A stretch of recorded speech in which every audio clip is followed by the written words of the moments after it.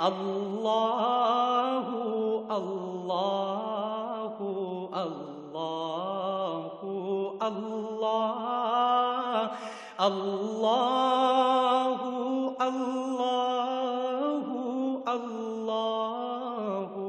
اللہ الحمد للہ رب العالمین والصلاة والسلام علی حبیبہ محمد وآلہ وصحبہ اجمعین اعوذ باللہ من الشیطان الرجیم بسم اللہ الرحمن الرحیم روزمرہ زندگی کے مختلف شعبہ سے تعلق رکھنے والے لوگوں سے واسطہ پڑتا ہے، ان پڑھ سے لے کر پی ایچ ڈی تک، ٹیکنیکل نان ٹیکنیکل، دکاندار، مسجدوں میں جانے والے دیندار، دین کو معمولی جاننے والے، ان کو دعوت دینے کا کیا آسان طریقہ ہے؟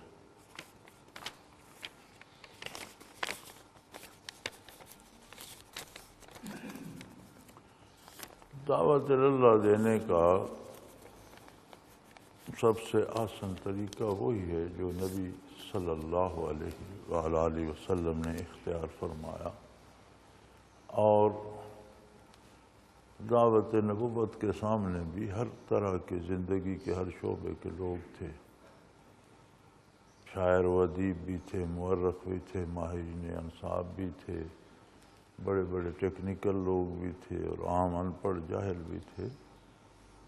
تو دعوت دینے کا تو ایک ہی طریقہ ہے جو نبی کریم صلی اللہ علیہ وسلم نے ارشاد فرمایا کہ اللہ جل شانہ کی الوہیت کی طرف دعوت دی جائے، اور انسان کو یاد کرایا جائے کہ اس پر اللہ کے کتنے احسانات ہیں،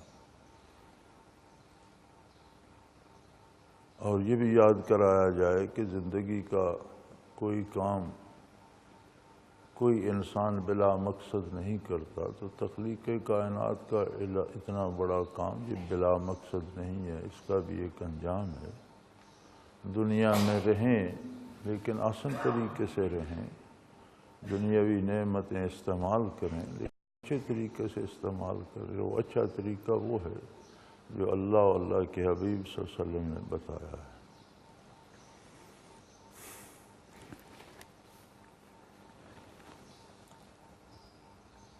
اور دنیا کی بے ثباتی اور آخرت کے دوام اور ان چیزوں کی، اور لوگوں کو ایک ہی بار پکڑ کر دوہرا نہیں کیا جا سکتا۔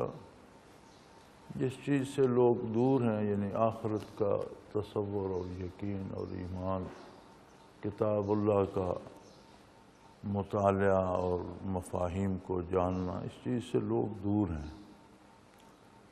تو اپنی ذات کی بجائے اللہ و اللہ کے رسول کی طرف، اللہ کی کتاب کی طرف دعوت دی جائے تو انسان کے اتباع پہ جلدی راضی نہیں ہوتا۔ وہ سمجھتا ہے کہ میں انسان ہوں، تو بھی انسان ہے، میں تیری بات کیوں مانوں؟ تو دعوت کا آسان طریقہ یہ ہے کہ اپنے پیچھے لگانے کی بجائے لوگوں کو اللہ کی طرف دعوت دی جائے، اللہ کی کتاب کی طرف دعوت دی جائے کہ اللہ نے اتنی کتاب بھیجی ہے، پڑھے لکھے لوگ ہیں، اس کا بھی مطالعہ کر لیجئے کہ وہ کیا مطالبہ کرتی ہے، کیا طریقے حیات بتاتی ہے۔ جب آپ نے دنیا بھر کی اتنی کتابیں پڑھ لیں تو ایک وہ بھی پڑھ لیں۔ اسی طرح ہر سطح کے بندے سے اس کی سطح کے برابر بات کی جانی چاہیے۔ نبی کریم صلی اللہ علیہ وسلم کے ارشاد ہے قولوا للناس علی قدر عقولہم او کما قال رسول اللہ صلی اللہ علیہ وسلم، کہ لوگوں سے ان کے عقل کی سطح پر بات کرو۔ اب جو بات ایک پی ایچ ڈی سے ہو سکتی ہے، وہ بات ایک ان پڑھ سے کریں گے تو وہ پریشانی ہو جائے گا، اور جو بات ایک ان پڑھ سے کی جا سکتی ہے وہ ایک پی ایچ ڈی سے کریں گے تو وہ پریشان ہوگا۔ تو ہر سطح کے لوگوں کی استعداد اس طرح کی ہوتی ہے، اور اس طرح اس معیار کی بات کی جائے۔ اور یاد رکھیں یہ بھی توفیق الہی ہوتی ہے، یہ بڑا اللہ کا کرم ہے کہ کسی کو یہ توفیق دے دے کہ وہ اللہ کی طرف دعوت دے، یہ بھی اس کا بڑا احسان ہے۔ تو بہرحال قرآن کریم نے جو ارشاد فَقُولُوا لِلنَّاسِ حُسْنًا، لوگوں سے اچھے طریقے سے، مزیدار طریقے سے بات کرو، ایسے طریقے سے بات کرو کہ جس میں سے یہ واضح ہو کہ یہ خود بھی بندہ ہے اللہ کا اور اللہ کی اطاعت کرتا ہے اور مجھے بھی اللہ کی اطاعت کرنے کے لیے کہہ رہا ہے۔ تو بہت سے چرب زبان لوگ لفاظی کر کے اور قصے کہانیاں سنا کر لوگوں کو اپنے پیچھے لگا لیتے ہیں، اس سے پیسے جمع کرتے ہیں، لوگوں سے خدمت لیتے ہیں، مفاد اٹھاتے ہیں۔ تو یہ ایسی دھوکہ دہی ہے کہ نہ وہ دنیا کے نہ آخرت کے، اور جب موت آئے گی تو پتہ چلے گا کہ ہم کس جال میں پھنس گئے۔ تو لوگوں کو عظمت الہی اور صداقت پیغمبر صلی اللہ علیہ وسلم کی طرف، اللہ کی کتاب کی طرف دعوت دی جائے، پیار سے دی جائے، محبت سے دی جائے۔ یہ ایک اندرونی کیفیات ہیں کہ آپ کے دل میں دوسروں کے لیے کیا ہے۔ اگر آپ ان کی بھلائی چاہتے ہیں تو یقیناً کوئی بدبختی انکار کرے گا، لوگ آپ کی بات سنیں گے۔ تو یہ آسان طریقہ ہے کہ اچھے طریقے سے اور لوگوں کی ہمدردی سے، نفرت سے تو دعوت نہیں ہو سکتی۔ ایک شخص گناہگار سے ہی، گناہگار سے بڑھ کر غیر مسلم کافر سے ہی دعوت تو کافر کو بھی ایمان کی دینی چاہیے، لیکن نبی صلی اللہ علیہ وسلم دعوت جب دیتے تھے تو کفار کے لیے بھی آپ کے قلب اطہر میں اتنی ہمدردی ہوتی تھی کہ اللہ کریم نے فرمایا کہ کیا اپنے آپ کو آپ ہلاکت میں ڈال دیں گے ان کے دکھ میں، یعنی آپ اتنے دکھی ہو جاتے ہیں۔ یعنی اتنا درد ہوتا تھا کافر کے لیے بھی کہ یہ اللہ کی مخلوق ہے، اللہ نے اسے انسان بنایا ہے، اللہ نے اس کے لیے کتنی دنیا کی نعمتیں، تو یہ آخرت میں بھی اللہ کی نعمتوں کو پالے تو کیا اچھی بات ہے، جہنم سے بچ جائے۔ تو دعوت دینے والے کے دل میں دوسروں کا درد ہونا چاہیے، ہمدردی ہونی چاہیے، محبت ہونی چاہیے۔ تو یہ ایک ایسا فطری جذبہ ہے جس کا رد عمل آتا ہے۔ کوئی بہت بڑا افسر ہو، بہت بڑے عہدے پہ ہو، وہ آدمیوں کو چونٹی بھی نہیں سمجھتا، سینکڑوں لوگ دروازے پہ کھڑے ہوتے ہیں، گزرتا ہے تو سلوٹ بھی کرتے ہیں، اٹینشن ہو جاتے ہیں، رات دن حفاظت کے لیے پہرا دیتے ہیں، لیکن ان کے دلوں سے پوچھو تو وہ اسے گالیاں بک رہے ہوتے۔ ایسا کیوں ہے؟ اس لیے کہ ان کی کوئی عزت اس کے دل میں نہیں ہے تو اس کا کوئی احترام ان کے دل میں بھی نہیں۔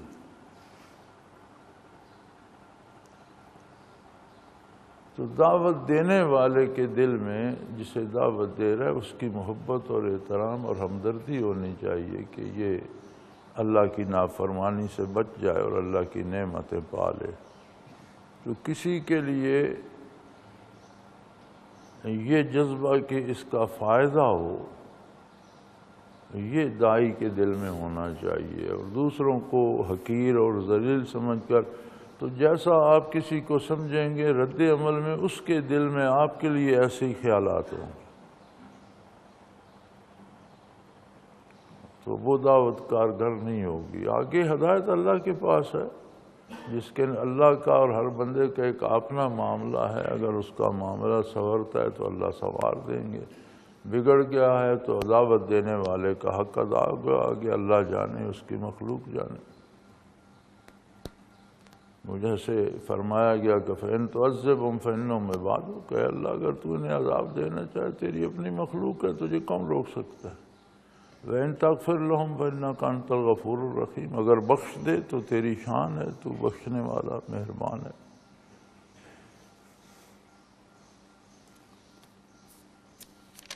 اللہ ایک کتاب مطالعے سے گزری جس میں مصنف نے اپنے کسی بزرگ کی صحبت کی وجہ سے راہ راست پر آنے والے لوگوں کا ذکر کیا اور یہ شعر بھی لکھا۔ ان کی نظروں نے ایسی تاثیر دیکھی، بدلتی ہزاروں کی تقدیر دیکھی۔ اس کتاب پر اعتراض کرتے دوسرے مصنف نے حضور صلی اللہ علیہ وسلم کی نظر میں تاثیر نہیں تھی کہ ان کے چچا کی تقدیر بدل سکتی، کلمہ پڑھ لیتے۔ یہ تو فضول سا اعتراض ہے، یہ کوئی اعتراض نہیں ہے۔ کیا یہ نگاہ نبوی ہی کی تاثیر نہیں کہ 1450 سال بعد بھی دنیا میں سب سے زیادہ تعداد مسلمانوں کی ہے؟ افراد پہ بات نہیں کی جا سکتی، کہ فلاں مسلمان کیوں نہیں ہوا یا فلاں دوزخی ہے، یہ درست نہیں ہے۔ بات اکثریت پہ، کلیت پہ ہوتی ہے۔ تو کیا نبی صلی اللہ علیہ وسلم کی نگاہ پر تاثیر کی تاثیر سے ہی وہ 313 پیدا ہوئے جنہوں نے بدر میں کفر کا سر توڑ کے رکھ دیا؟ یہ آپ ہی کی نگاہ پاک کی تاثیر تھی کہ کیسے کیسے جان باز پیدا ہوئے؟ ایک آدمی چرواہا ریوڑ چھوڑ کر آیا اور صبح آپ نے کسی مہم پر جرنیل بنا کر بھیج دیا، نہ کسی اکیڈمی میں گیا، نہ کسی مدرسے میں، نہ کہیں تربیت حاصل کی۔ کوئی ایک جرنیل بتائیں جو ناکام تھا؟ کوئی ایک جرنیل اسلام کا بتائیں جس کے لیے کوئی علیحدہ تربیت گاہ یا اکیڈمی یا سکول تھا؟ تو یہ تو ویسے بندے کے اپنے نافہمی ہے کہ وہ سمجھ نہ سکے۔ ایک نگاہ میں ایمان لانے والا بندہ شرف صحابیت سے سرفراز ہو گیا، اس سے بڑی تاثیر کیا ہو؟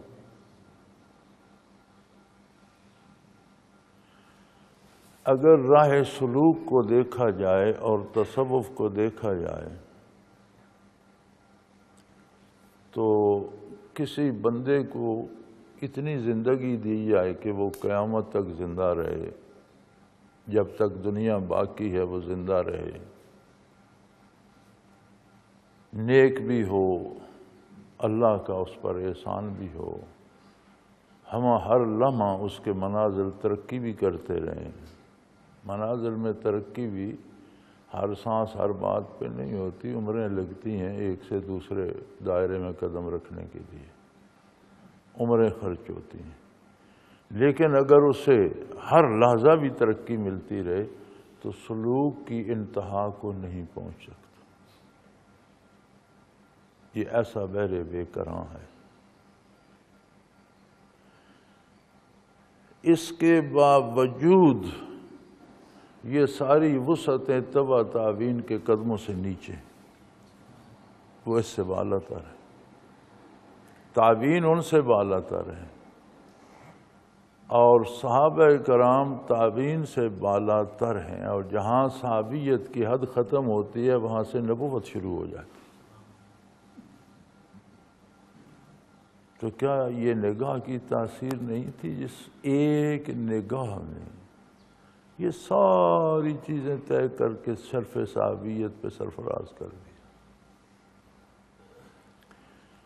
اب یہ کہنا کہ فلاں کو نہیں ہوئی یا ہر فرد کو نہیں، یہ تو اللہ کی تقسیم ہے۔ ہر فرد کا اللہ کے ساتھ اپنا معاملہ ہے، جس کا معاملہ اللہ کے ساتھ درست ہے تاثیر اسی پر ہوگی۔ کو تو قرآن میں اللہ نے بتا دیا، ان الذین کفروا سواء علیہم انذرتہم ام لم تنذرہم لا یؤمنون۔ یہ جو کافر ہیں وہ کافر اللہ نے اپنے نبی کو بتا دیے کہ یہ طرح کے جو کافر ہیں کوئی فائدہ نہیں، آپ انہیں آخرت سے ڈرائیں نہ ڈرائیں، عظمت الہی سے ڈرائیں نہ ڈرائیں، یہ ایمان نہیں لائیں گے۔ یا اللہ کیوں ایمان نہیں لائے؟ ختم اللہ علی قلوبہم وعلی سمعہم وعلی ابصارہم غشاوہ، اللہ کریم نے ان کے دلوں پر مہر کر دی ہے، کانوں پر مہر کر دی ہے، آنکھوں پر پردہ ڈال دیا۔ وَلَهُمْ عَذَابٌ عَظِيمٌ، ان کے لیے ان کا فیصلہ ہو چکا، یہ بہت بڑے عذاب کو جا رہے ہیں، ان کے لیے بہت بڑا عذاب۔ تو یہاں عرض کیا گیا کہ یا رسول اللہ، جب اللہ کریم نے دلوں پر مہر کر دی تو اب اس بندے کا کیا قصور ہے کہ اسے ہدایت نہیں ہوئی؟ تو آپ نے فرمایا کہ اللہ کریم زبردستی مہر نہیں کرتے، نافرمانیاں، گستاخیاں، گناہ، جرائم کرتے کرتے کرتے کرتے دل پر ظلمت چھاتی رہتی ہے، چھاتی رہتی ہے، بڑھتی رہتی ہے، بڑھتی رہتی ہے، کفر کی ظلمت، شرک کی ظلمت، گناہ کی ظلمت، برائی کی ظلمت، حتیٰ کہ دل اتنا سیاہ ہو جاتا ہے کہ اللہ کریم اس پر مہر کر دیتے ہیں، پھر واپسی کا راستہ بند ہو جاتا ہے۔ یہ ان اعمال کی سزا ہے، یعنی نافرمانی میں بندہ اتنے دور نکل جاتا ہے کہ اللہ کریم پھر اس کے لیے توبہ کا دروازہ بند کر دیتے ہیں کہ اب تم ادھر ہی رہو۔ تو یہ بھی بندے کی کردار کی وجہ سے ہوتا ہے، زبردستی نہیں۔ تو اگر کسی کے لیے وہ دروازہ اللہ نے ہی بند کر دیا ہو تو تاثیر اس پر کیا ہو؟ یاد رکھیں ہر بندے کا ایک معاملہ اللہ کریم کے ساتھ ہے جس کا علم اللہ کو ہے، بس اللہ کے علاوہ کوئی نہیں جانتا، نہ فرشتے جانتے ہیں نہ انبیاء اور رسل کو خبر دی جاتی ہے۔ انبیاء اور رسل کو بھی انبیاء اور رسل بھی وہ جانتے ہیں جن کے بارے اللہ کریم بتا دیں۔ یہاں سورہ بقرہ میں نبی صلی اللہ علیہ وسلم کو ان کفار کے بارے بتا دیا گیا نا کہ یہ لوگ جو ہیں یہ ایمان نہیں لائیں گے۔ تو بتانے سے مطلب یہی ہے کہ بتائے بغیر حضور کے علم میں بھی نہیں تھا، کیونکہ یہ اللہ اور بندے کا بالکل ذاتی معاملہ ہے، اور جنہیں ایمان نصیب ہوتا ہے اور جو نیکی کرتے ہیں ان کا بھی ہر بندے کا معاملہ الگ الگ ہے، ہر بندے کی ایمان کی کیفیت الگ ہے، ہر بندے کے ایثار کی کیفیت الگ ہے، ہر بندے ہر نیک کام کرنے والے کے خلوص اور خشوع کی کیفیت الگ ہے۔ اسی لیے نماز با جماعت کا حکم ہے۔ نماز با جماعت میں جب اللہ کا حکم ہے اور نبی کریم صلی اللہ علیہ وسلم نے فرمایا بے شمار فوائد ہیں تو بے پناہ فائدے ہوں گے۔ ایک فائدہ ان میں سے یہ بھی ہے کہ اگر 10 یا 15 یا 20 یا 30 بندے کھڑے ہوتے ہیں تو چونکہ ہر بندے کی ایک الگ نسبت ہے اللہ سے، اس نسبت کے انوارات اس پر آ رہے ہیں۔ تو جب 5 10 20 30 ہوتے ہیں تو 20 30 50 100 500 طرح کی ہر طرح کا نور ہر بندے کی نسبت کا نور آ رہا ہوتا ہے۔ تو جب ایک صف میں کھڑے ہو کر باوضو متوجہ الی اللہ ہوتے ہیں تو وہ سارے انوارات ایک دوسرے پر پڑتے ہیں اور بے پناہ برکات حاصل ہوتی ہیں۔ بیت اللہ میں 20 لاکھ لوگ ہو جاتے ہیں۔ 8 ذی الحج کو صبح سارے فجر وہاں ادا کرتے ہیں منا جانے کے لیے، تو 20-25 لوگ ہو جاتے ہیں فجر کی نماز میں، تو 25 لاکھ قسم کی رحمتیں نازل ہو رہی ہوتی ہیں اور بارش کی طرح نازل ہوتی ہیں، تو سب ایک دوسرے سے مستفید ہوتے ہیں۔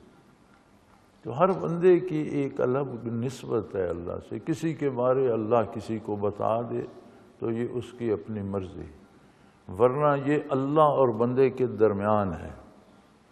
اب کسی کا یہ رشتہ اتنا بگڑ چکا ہے کہ وہ جوڑا نہیں جا سکتا۔ اللہ کریم کو اسے اتنا ناراض کر دیا ہے کہ اللہ نے توبہ کا دروازہ ہی بند کر دیا، جاؤ تم حد سے گزر گئے ہو، اب واپسی کا دروازہ بند ہے۔ غرق ہوتے وقت تو فرعون نے بھی کہا تھا کہ میں موسیٰ اور ہارون کے رب کو مانتا ہوں، میں ایمان لاتا ہوں۔ فرمایا اب جب موت کے فرشتے سامنے آ گئے، آخرت دکھائی دینے لگی، اب ایمان لاتا ہے؟ جب ایمان لانے کا وقت تھا تب تو بڑا کرتا تھا، تو توبہ تو کی نہ، کوشش تو کی اس نے۔ فرمایا اب نہیں، ایمان بالغیب مطلوب تھا، نبی کی صداقت پر ایمان لانا مطلوب تھا، دلائل ظاہری کو دیکھ کر عظمت الہی کا اقرار۔ دوزخ کو یا موت کے فرشتوں کو یا برزخ کو دیکھ کر کون انکار کرے گا کہ تو اب احسان کر رہا ہے میں ایمان لاتا ہوں؟ یہ تو جب موت سامنے آ جائے گی، فرشتے نظر آنے لگیں گے، برزخ دکھائی دینے، تو انکار کون کرے گا؟ پھر تو سب مسلمان ہو جائیں گے۔ بھائی اب ایمان قبول نہیں ہوتا۔ تو یہ تو ایک اس کا تعلق تھا نا اللہ کے ساتھ جو اتنا بگڑ چکا تھا کہ رد کر دیا گیا۔ قوم یونس ایمان وہ توبہ کر گئی، لیکن انہیں آخرت یا فرشتے نظر نہیں آئے۔ انہوں نے تو دنیاوی آثار طوفان کے اور دنیاوی آثار دیکھے کہ کوئی مصیبت آ رہی ہے تو توبہ کر گئے۔ تو جب آخرت منکشف ہو جاتی ہے تو پھر توبہ قبول نہیں ہوتی۔ لیکن ہر بندے کی ایک نسبت ہے اللہ کے ساتھ، تو جس کا دروازہ وہ بند کر دے، افراد کی مثال نہیں دی جا سکتی، نہ افراد کے لیے یہ فیصلہ کیا جا سکتا۔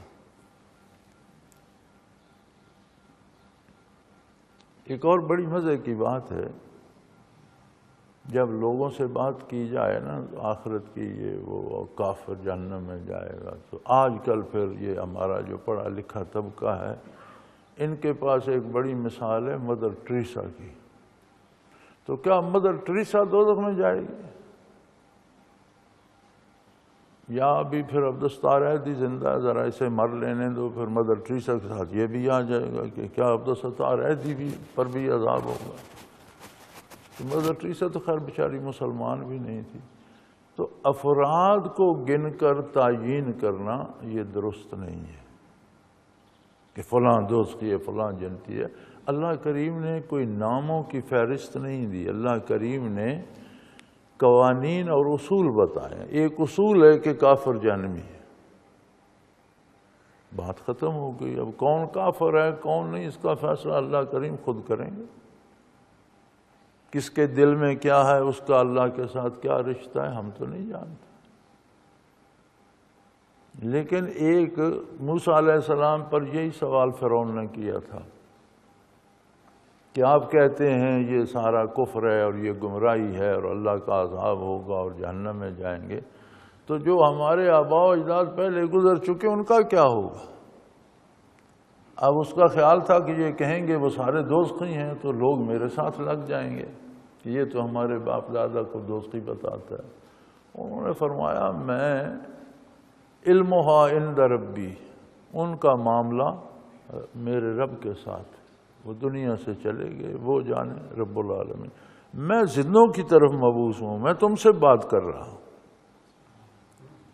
میرے ساتھ تم اپنی بات کرو، کہاں جانے کا ارادہ رکھتے ہو، کفر میں جاؤ گی یا اسلام میں جاؤ گی، اللہ کی عظمت کو مانتے ہو یا جو دنیا سے گزر چکے ان کا معاملہ رب کے ساتھ ہے، وہ جانے اور ان کا پروردگار جانے۔ تو یہ اس طرح کی جو ہیں سوال ان کی کوئی حیثیت نہیں ہوتی کہ افراد پہ انگلی رکھ کے کہہ دیا جائے کہ اس کا کیا ہوگا اس کا کیا ہوگا۔ وہ اللہ بہتر جانتا ہے کس نے نیکی کی، کس نے کس غرض سے نیکی کی، اللہ کی رضا کے لیے کی، دنیاوی شہرت کے لیے کی، وقار پانے کس لیے کون سا کام کیا، یہ معاملات اس کے پاس ہیں۔ اور کوئی بندہ نام لے کر نہیں کہہ سکتا فلاں جنتی فلاں دوست کی، یہ درست نہیں ہے۔ ایک اصول ہے کہ کافر جنت کا مستحق نہیں ہے، مومن دوزخ سے اللہ اسے بچا لے گا، گناہوں کی سزا پائے گا تو بھی کبھی معاف ہو جائے گی۔ تو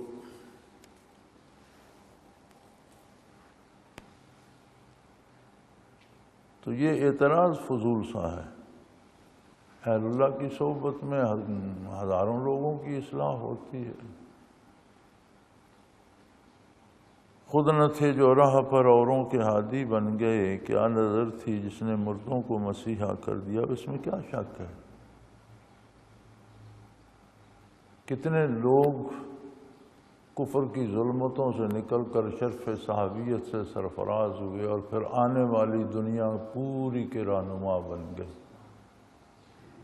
والذین اتبعوہم بإحسان،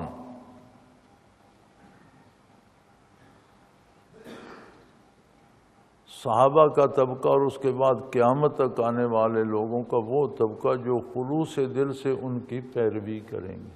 والذین اتبعوہم بإحسان، خلوص دل سے، صدق کے دل سے ان کا اتباع کریں گے۔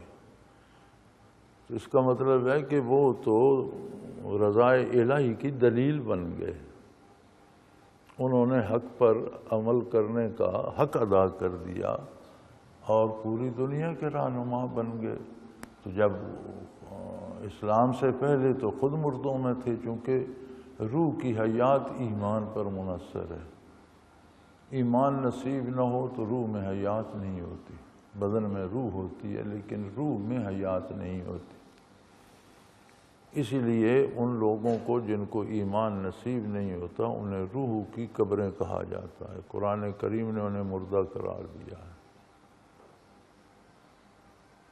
بَأَجْسَامُهُمْ قَبْلَ الْقُبُورِ قُبُورُ، ان کے جسم جو ہیں وہ قبر میں جانے سے پہلے روح کی قبریں بن جاتے ہیں۔ نور ایمان سے روح کو حیات ملتی ہے۔ تو لوگ کفر کی ظلمتوں سے نکل کر نبی کریم صلی اللہ علیہ وسلم کی دامان محبت میں آئے تو وہ خود مسیحا بن گئے کہ کفر تو موت ہے، کتنے لوگوں کو اس موت سے چھڑا کر زندگی عطا کی، نور ایمان عطا ہوا ان کے تو فیض، اور قیامت تک کے لیے معیار حق بن گئے۔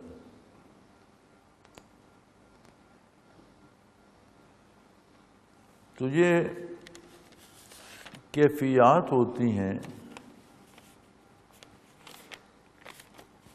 اور نگاہ بھی ایک کیفیت کا نام ہے۔ عرف میں جسے نگاہ کہا جاتا ہے وہ بھی ایک کیفیت ہے۔ آپ کسی سے ملتے ہیں، کسی کی صحبت میں بیٹھتے ہیں، چوروں کے ساتھ بیٹھنا شروع کر دیں تو بندے کے مزاج میں چوری آ جاتی ہے، جواریوں کے ساتھ بیٹھنا شروع کر دیں تو جوا کھیلنا شروع ہو جاتا ہے۔ اسی طرح ایک کیفیت ہوتی ہے جو طاقتور سے کمزور کو منتقل ہوتی ہے۔ 10-12 جواری ہیں، ان کا مزاج جوئے پہ پختہ ہے، ایک ناپختہ ذہن وہاں بٹھا دیں تو وہ ان کا اثر قبول کر لے گا، یا بیٹھنے والے میں یہ جرأت ہو کہ وہ اس کا اثر قبول کریں، جوا چھوڑ دیں، تو یہ بڑا مشکل ہوتا ہے۔ اسی لیے فرمایا گیا نا، یہ جو ہمارے سارے لوگ بیرون ملک جانے کے شوقین ہیں، تو اس کے بارے بھی علماء نے یہی لکھا ہے نا کہ کفار کے دیس میں جانے کی شرط یہ ہے کہ جس بندے کے جانے سے کسی کافر کے مسلمان ہونے کا امکان ہو اس کا جانا واجب ہے، وہ ضرور جائے، اور جس نے جا کر خود کفر میں ڈوب جانا ہے اس کا جانا حرام ہے، وہ نہ جائے۔ یعنی جس نے وہاں جا کر خود ان کا اثر قبول کر لینا ہے اس کے لیے جانا منع ہے، وہ نہ جائے۔ لیکن کوئی ایسا اتنا مضبوط مسلمان ہو کہ وہ دار کفر میں جائے تو کافر مسلمان ہو جائے۔ خواجہ معین الدین چشتی رحمۃ اللہ تعالیٰ علیہ جب اجمیر میں گئے تو وہاں تو کوئی اسلام کا نام بھی نہیں تھا، اور آپ کی عمر بھی 90 سال تھی اس وقت۔ 30 سال وہاں رہے، 120 سال کی عمر میں وصال ہوا۔ تو جب آپ کا جنازہ اٹھا تو لگ بھگ بعض نے 80، بعض نے 90,000، بعض نے لاکھ سے کچھ زیادہ، لیکن لگ بھگ 1 لاکھ کے کچھ کم یا کچھ زیادہ لوگ وہ مسلمان تھے جو ان کی وجہ سے اجمیر میں مسلمان ہوئے، جو ان کے جنازے میں تھے۔ یعنی ساری ریاست ہندوؤں کی تھی، حکومت ہندوؤں کی تھی، جو اس بادشاہ یا مہاراجہ راجہ تھا وہ بھی ہندو تھا، اور ایک بندہ مسلمان اس ملک میں داخل ہوا، وہ الگ ملک تھا، الگ ریاست تھی۔ تو 30 سال میں لاکھ کے لگ بھگ تو مقامی لوگ ان کے جنازے میں جو ان کے مرید ہوئے اور ان کے ہاتھ پر مسلمان ہوئے۔ یہ تو اپنی اپنی حیثیت ہے۔ کفر کے گڑھ میں ایک مسلمان گیا اور لاکھوں لوگوں کو اسلام نصیب ہو گیا، تو ایسے لوگوں کا جانا واجب ہے، اور جس نے جا کر خود اس میں فنا ہو جانا ان کا جانا حرام ہے۔ یہی اثر ہوتا ہے، تاثیر ہوتی ہے، جسے صحبت کا اثر کہہ لیں، اسے نگاہ کی تاثیر کہہ لیں۔ نگاہ کی تاثیر صحبت سے بھی زیادہ تیز ہوتی ہے۔ بات استعداد کی ہے، کون قبول کرتا ہے، کس میں قبولیت کی استعداد ہی نہیں۔ چٹان پر پڑے گی تو کیا ہوگا، بارش برستی رہے۔ قرآن کریم فرماتا ہے چٹان پر بارش برسے تو اس پر جو تھوڑی بہت دھول مٹی ہو وہ بھی چلی جاتی ہے، اور وہ پھر نیچے سے تکڑی چٹان نکل آتی ہے۔ جہاں بارش برستی ہے وہاں روئیدگی ہوتی ہے، چٹانوں پر برستی ہے تو ان کو صاف کر دیتی ہے، تھوڑی بہت جو مٹی ہوتی ہے وہ بھی بہہ جاتی ہے اور سخت چٹان نکل آتی ہے۔ تو یہ تو اپنے اپنے قبول کرنے کی استعداد بھی ہے، اپنی اپنی طلب بھی ہے، اس کے مطابق وہ نعمتیں ملتی ہیں، اور یہ سب کیفیات ہیں۔ ہمارے معترض حضرات جو ہیں اور اعتراض کرنے والے جو ہیں، انہوں نے کیفیات نہیں دیکھی، یہ الفاظ کی بھول بھلائیوں میں بھٹکتے رہتے ہیں۔ تو الفاظ کیفیات کو نہ بیان کر سکتے ہیں، نہ سما سکتے ہیں، نہ الفاظ بنے ہیں کیفیات کے لیے، کیفیات صرف محسوس کی جا سکتی ہیں، پڑھی لکھی سنی نہیں جاتی۔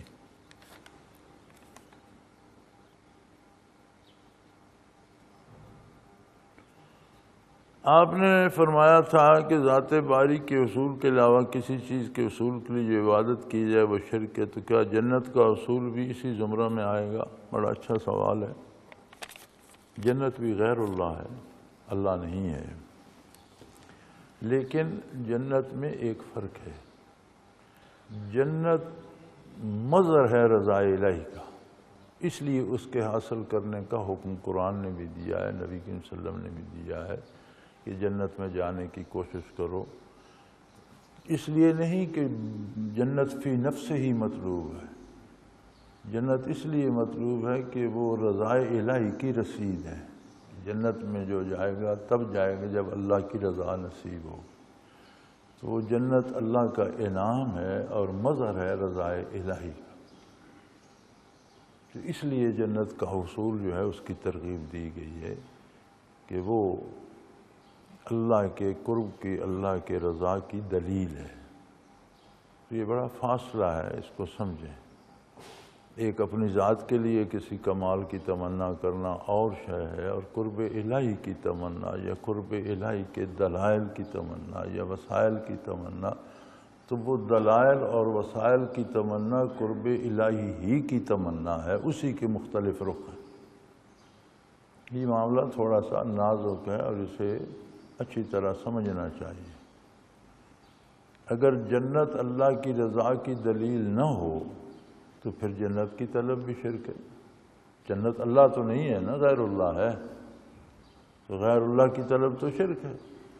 جنت کی طلب کی تحریض قرآن نے بھی دی، حضور صلی اللہ علیہ وسلم نے بھی دی، اس لیے دی کہ جنت مظہر رضا الہی ہے، اس سے الگ نہیں ہے۔ جنت اسی کو ملے گی جس پر اللہ کریم راضی ہوں۔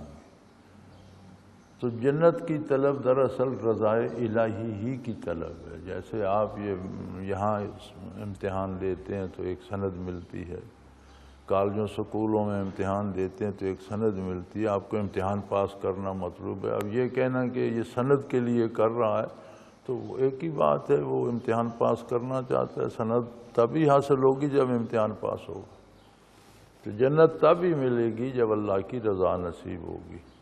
تو جنت مظہر رضا الہی ہے، لیکن صوفیوں کا معیار پھر بھی یہ ہے کہ دنیا کا طالب تو کتا ہے، طالب الدنیا کلب، جو دنیا کے لیے عمر ضائع کر جائے وہ تو کتا ہے، اور اس نے عمر ضائع کر دی مردار اور حرام کھانے میں۔ اور آخرت کا طلبدار جو ہے وہ خاتون ہے، مؤنثن، اسے کلبن کہا گیا، اسے مؤنثن کہا گیا۔ وطالب المولا مذکر، جو صرف اللہ کے طالب ہیں وہ مذکر، وہ مرد ہے۔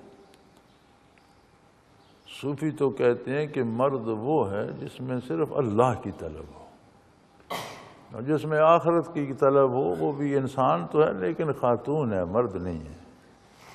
اور دنیا کا طالب تو ہے ہی کتا۔ صوفیوں کے اپنے یہ اقوال ہیں یا ان کے یہ خیالات ہیں۔ تو آخرت کی طلب بھی اللہ کی رضا کی ہی طلب ہے۔ چلو عورت صحیح، تو عورت بھی انسان تو ہے، شرف انسانیت تو اسے بھی حاصل ہے، اللہ کا قرب تو وہ بھی پا سکتی ہے۔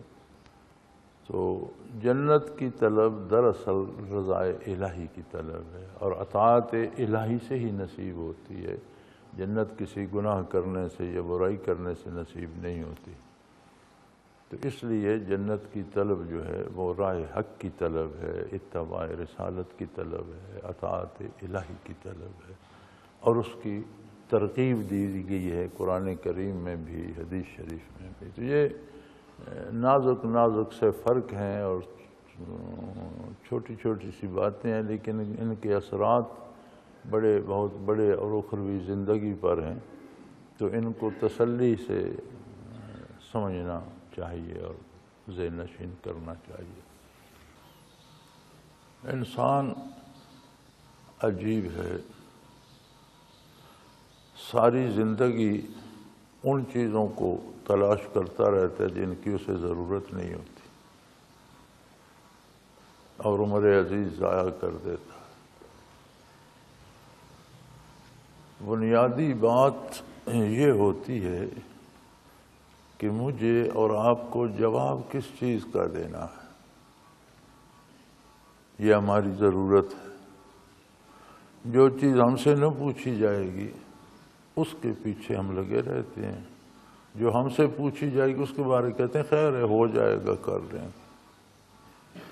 اسی قسم کا یہ سوال ہے۔ میں نہیں سمجھتا کہ کسی بندے سے قبر میں یہ پوچھا جائے گا۔ حضور اکرم صلی اللہ علیہ وسلم کو تو معراج روح مال جسم ہوئی، لیکن بیت المقدس میں جو باقی انبیاء کو نماز پڑھائی وہ انبیاء نے روحانی نماز پڑھی یا جسمانی؟ حدیث شریف میں جو آیا ہے وہ اتنا ہے کہ تمام انبیاء نے وہاں نماز پڑھی۔ اب یہ آپ کی سمجھ ہے، آپ صرف روح کو نبی سمجھتے ہیں تو سمجھ لیں، روح مال جسد کو نبی سمجھتے ہیں سمجھ لیں۔ حدیث شریف نے اس پہ جرح نہیں فرمائی، اور میرے خیال میں آپ سے یہ پوچھا بھی نہیں جائے گا کہ معراج شریف انبیاء نے روح مال جسد نماز پڑھی یا صرف ارواح تھیں، یہ نہیں پوچھا جائے گا۔ لیکن کم از کم عبارت سے یہ مستفاد ہوتا ہے کہ صرف ارواح ہوتی تو ارواح انبیاء کا تذکرہ ہوتا۔ وہاں جو ذکر خیر ہے وہ انبیاء کا ہے۔ اب نبی صرف روح ہے یا روح مال جسد نبی ہے، یہ پھر آپ کو بھی پتہ ہونا چاہیے۔ لیکن اس ساری قریت سے آپ کو حاصل کیا ہوگا؟ جتنا حضور اکرم صلی اللہ علیہ وسلم نے ارشاد فرما دیا وہ کافی ہے۔ ارشاد عالی میں کہ تمام انبیاء نے وہاں نماز پڑھی، بات ختم ہو گئی۔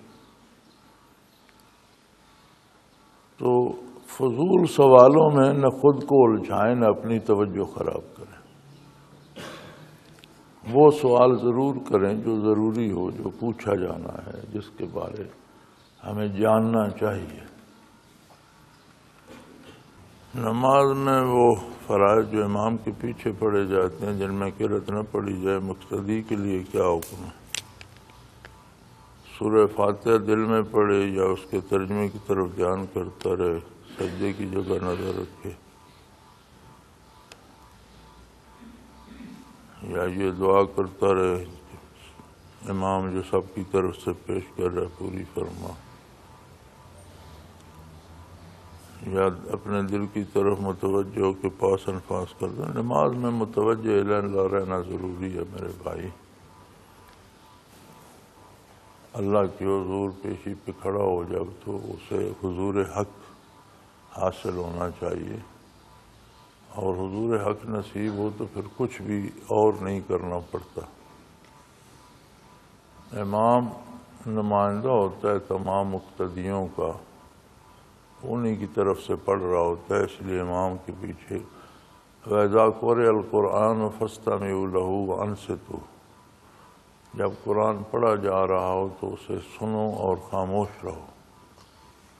تو امام قرآن پڑھ رہا ہوتا ہے، سورہ فاتحہ پڑھ رہا ہوتا ہے یا آگے کی صورت میں لا رہا ہوتا ہے، تو خاموشی سے متوجہ اللہ ہو کر سننی چاہیے۔ اگر ترجمہ آتا ہو تو معنی پہ غور کرتا رہے، قرآن کے معنی پہ بھی اور سورہ فاتحہ کے معنی پہ بھی، وساوس دل میں نہ لائے، حضور حق کی کوشش کرے۔ نماز کے اندر کسی اور ذکر کی یا پاس انفاس وغیرہ کی ضرورت نہیں ہے، نماز میں پوری طرح نماز ہی کی طرف متوجہ رہے۔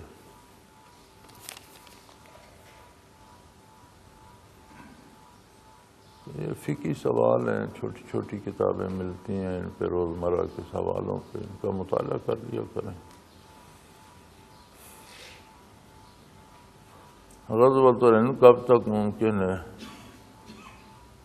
ہم شہادت کی آرزو رکھنا تو اللہ کا احسان ہے، ضرور ہونی چاہیے، اور اللہ اجر دینے والا ہے۔ جو اس امید پہ دنیا سے گزر جاتے ہیں وہ چاہے تو انہیں بھی شہادت کا اجر دے دے، یہ تو اللہ کریم کی عطا پہ ہے اور بندے کے ارادے پہ کہ اس میں کتنا خلوص ہے، دونوں باتیں ہیں۔ وہ اللہ ہی ہے خلوص بھی عطا کرنے والا۔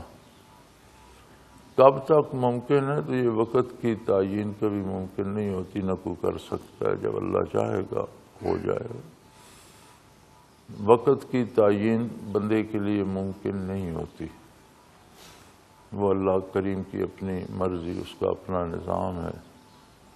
ہاں ہمیں یہ یقین ہے کہ ہوگا ضرور انشاءاللہ، نبی کریم صلی اللہ علیہ وسلم کا ارشاد عالی ہے۔ اور جب ہم اس کی بات کیا کرتے تھے تو اس وقت تو لوگ کہتے تھے کہ یہ کوئی انہونی بات ہے، لیکن اب تو جو نہیں مانتے تھے وہ بھی مان رہے ہیں کہ حالات ویسے ہی بن رہے ہیں، اور اب تو ماحول سارا اسی طرف جا رہا ہے۔ تو خیر ہوگی انشاءاللہ، جب اللہ کو منظور ہوگا ضرور ہوگا۔ اللہ کریم شہادت کی آرزو بھی عطا رکھے اور شہادت عطا کر دے تو اور کیا چاہیے۔ یہ ایک چھوٹا سا سوال ہے اور شاید بڑا ضروری قسم کا ہے۔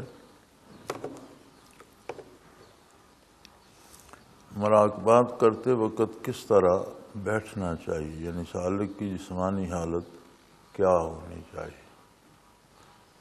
عموماً یہ ہوتا ہے کہ جب مراقبات پہ جاتے ہیں تو آدمی ریلیکس ہو جاتا ہے، یا ٹیک لگا لیتا ہے، کبھی ٹانگیں پھیلا لیتا ہے۔ تو مراقبہ کا مطلب ہے، رکوع گردن کو کہتے ہیں، مراقبہ ہے گردن جھکا کر انتظار میں بیٹھنا برکات الہی کے۔ تو مراقبے میں ایسی صورت بنا لینا کہ بندہ سو جائے یا اسے اتنا ریلیکس ہو جائے، دیوار سے ٹیک لگا لی، ٹانگیں پھیلا لی، تو یہ نہیں چاہیے۔ مراقبے میں بھی ہوش میں کوشش کرنی چاہیے کہ ہوش میں اور سمجھ کر، جیسے حاجیت کا مراقبہ ہے تو کوشش کرے بدن کا خیال چھوڑ دے، لیکن بدن کو اتنا ریلیکس نہ کرے کہ ساری توجہ ہی بھول جائے اور آرام سے سو جائے یا کچھ ہو۔ تو متوجہ اللہ رہ کر ہوشیار رہنا چاہیے اور اپنی نگاہ اپنے مراقبے پر، اگر رابطہ ہے صرف لطائف کر کے صرف رابطہ کیا تو اس رابطے پہ پوری طرح متوجہ رہے، جتنی آپ کی توجہ ہوگی اتنا وہ مضبوط ہوگا۔ اگر مراقبات ہیں تو اپنے مراقبات جو مراقبہ بھی کر رہا ہے اس کی طرف پوری طرح متوجہ رہے، اور جسم کی ریلیکسیشن کا خیال نہ کرے کہ جسم کو آرام پہنچے اور جس طرح بے تکلف ہو کر ٹانگیں پسار کر بیٹھ جائے، ایسا نہیں ہے، بلکہ جسم سنبھال کر بیٹھے اور متوجہ اللہ اور اس برکات کے انتظار میں ہوتا ہے۔ مراقبہ ہوتا ہے برکات کا انتظار کرنا، تو اس طرف متوجہ رہے، جسم کا خیال ہی نہ رہے۔ اللہ اللہ اللہ اللہ اللہ اللہ اللہ اللہ۔ حضرت امیر محمد اکرم آوان مد ذلہ العالی دارالعرفان منارہ ضلع چکوال میں سالہ سال سے قرآن و حدیث کے اوپر خطابات کر رہے ہیں اور سلسلہ نقشبندیہ اویسیہ کے مطابق لوگوں کو ذکر الہی کی تربیت دے رہے ہیں۔ وہ قرآن پاک کی تفسیر ترتیب وار بیان کر رہے ہیں۔ تفسیر قرآن کو وہ موجودہ ملکی اور بین الاقوامی حالات کے مطابق بیان کرتے ہیں۔ موٹر وے سے کلر کہار کے انٹرچینج سے نکلتے ہوئے، کلر کہار کی جھیل سے ہوتے ہوئے میانی، بوچھال اور نورپور سے گزرتے ہوئے دارالعرفان منارہ پہنچ سکتے ہیں۔ حضرت امیر محمد اکرم آوان نے بچیوں اور بچوں کی دینی اور دنیاوی تعلیم کے لیے سقارہ اکیڈمی کے نام سے ایک درسگاہ بھی قائم کی ہے، جس کا افتتاح ملک پاکستان کے صدر جنرل محمد ضیاء الحق نے اپنے دست مبارک سے کیا تھا۔ وہ تمام احباب جو اسلام کی طلب رکھتے ہیں ان سے گزارش ہے کہ دارل عرفان منارہ ضلع چکوال میں امیر محمد اکرم آبان صاحب کے خطابات سے مستفید ہوں۔ وہ ہر جمعے کو نماز سے پہلے بیان فرماتے ہیں۔ ہر ماہ کی پہلی اتوار کو ماہانہ اجتماع ہوتا ہے جس میں آپ خصوصی خطاب فرماتے ہیں اور پاکستان کے چاروں صوبوں سے احباب اس اجتماع میں شرکت کرتے ہیں۔ اس کے علاوہ یہاں سال میں 2 مرکزی اجتماعات بھی ہوتے ہیں، ایک رمضان المبارک میں اعتکاف کا اجتماع اور دوسرا جولائی اور اگست میں 40 دن کا اجتماع ہوتا ہے جس میں روحانی تربیت کی جاتی ہے۔ اپنا خون سیماب دے کر اتنا ہم کر جائیں گے، نام آقا کا چمن میں پھر رقم کر جائیں گے۔